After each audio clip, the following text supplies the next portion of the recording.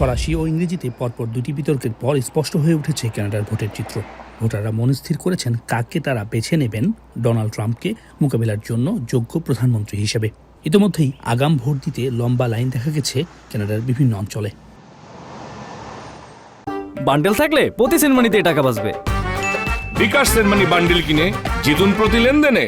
বিভিন্ন জরিপের তথ্য বলছে জয়ের সম্ভাবনায় এগিয়ে লিবারেল পার্টির প্রার্থী বর্তমান প্রধানমন্ত্রী mark Carney.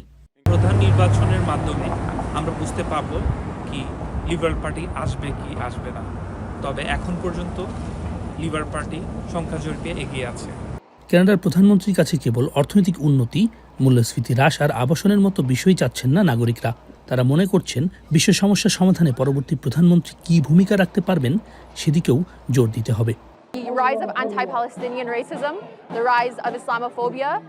We are being silenced in our schools for simply talking about genocide, and the Prime Minister of this country needs to be defending human rights at home, here and abroad.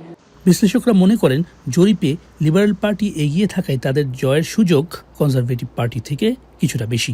যদিও বর্তমান প্রেক্ষাপটে সরকার চালানো কঠিন হবে, কারণ মার্কিন president Donald ট্রাম্পের সঙ্গে পাল্লা দিয়ে চলা মোটেই সোজা নয়।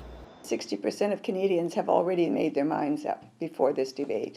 So you're really only talking about, maybe 40% of the population.